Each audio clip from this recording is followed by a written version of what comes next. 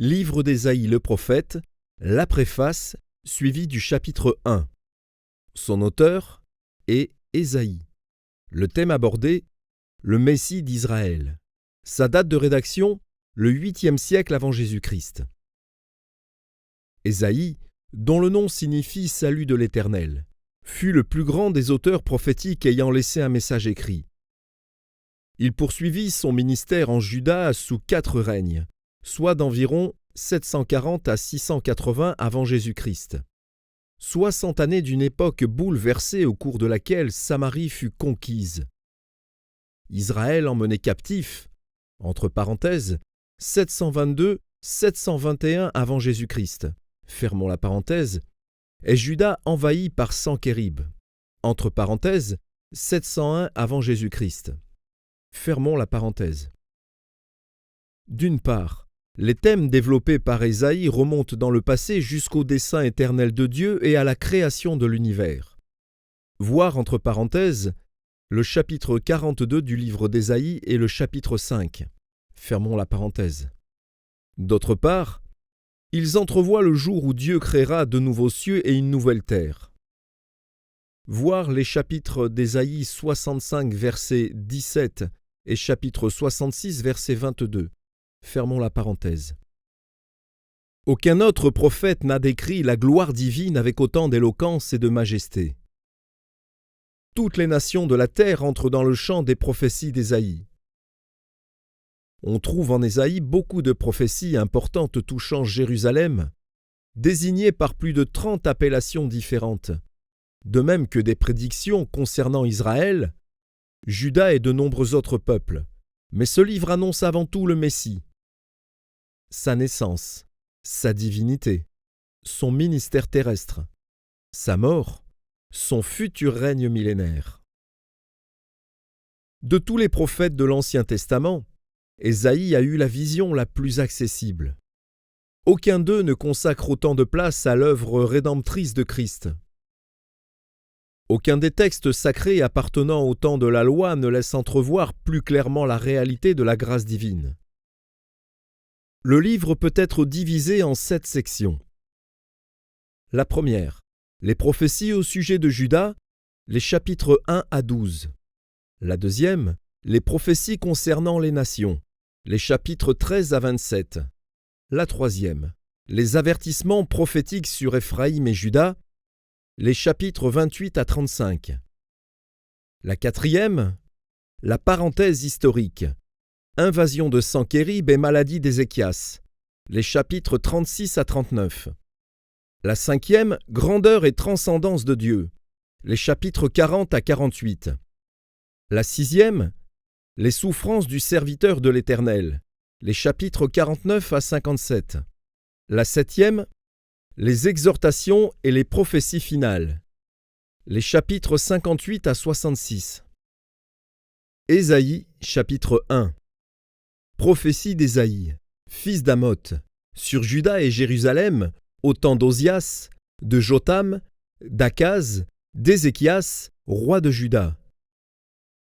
Cieux, écoutez, terre, prête l'oreille, car l'Éternel parle. J'ai nourri et élevé des enfants, mais ils se sont révoltés contre moi. Le bœuf connaît son possesseur, et l'âne la crèche de son maître. Israël ne connaît rien, mon peuple n'a point d'intelligence. Malheur à la nation pécheresse, au peuple chargé d'iniquité, à la race des méchants, aux enfants corrompus. Ils ont abandonné l'Éternel, ils ont méprisé le Saint d'Israël. Ils se sont retirés en arrière.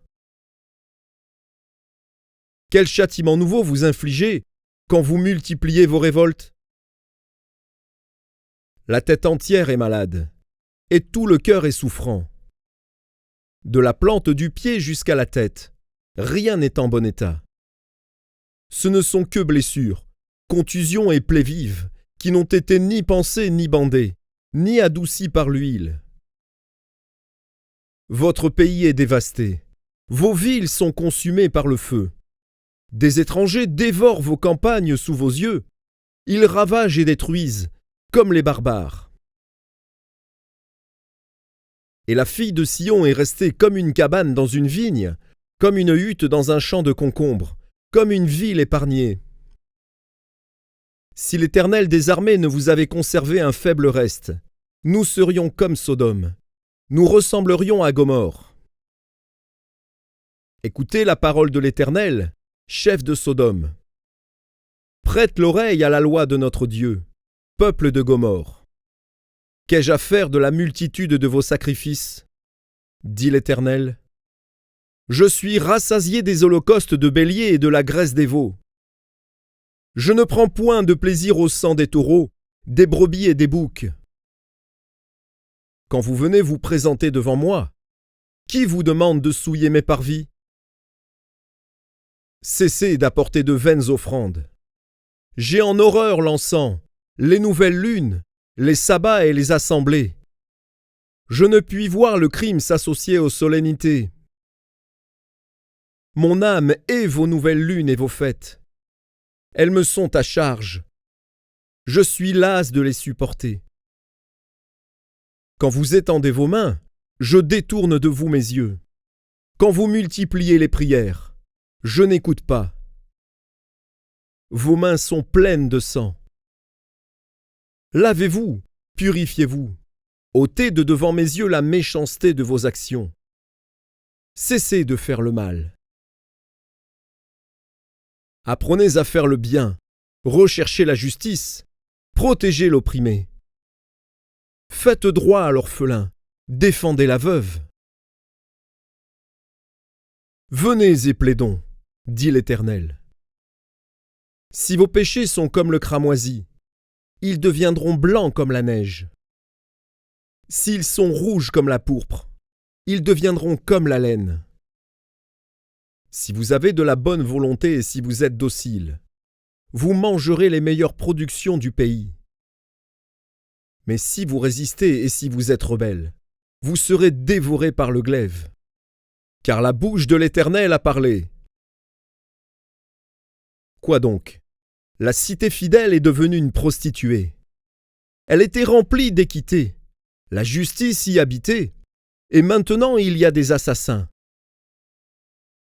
Ton argent s'est changé en scorie, ton vin a été coupé d'eau.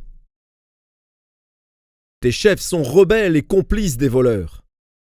Tous aiment les présents et courent après les récompenses. Ils ne font pas droit à l'orphelin, et la cause de la veuve ne vient pas jusqu'à eux. C'est pourquoi voici ce que dit le Seigneur, l'Éternel des armées, le fort d'Israël. Ah, je tirerai satisfaction de mes adversaires, et je me vengerai de mes ennemis.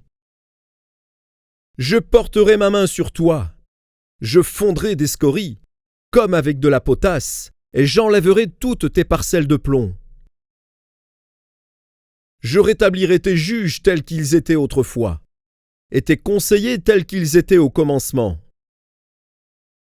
Après cela, on t'appellera ville de la justice, cité fidèle. Sion sera sauvé par la droiture, et ceux qui s'y convertiront seront sauvés par la justice. Mais la ruine atteindra tous les rebelles et les pécheurs, et ceux qui abandonnent l'Éternel périront. On aura honte à cause des térébintes auxquels vous prenez plaisir, et vous rougirez à cause des jardins dont vous faites vos délices. Car vous serez comme un térébinthe au feuillage flétri, comme un jardin qui n'a pas d'eau. L'homme fort sera comme de l'étoupe, et son œuvre comme une étincelle. Ils brûleront l'un et l'autre ensemble, et il n'y aura personne pour éteindre.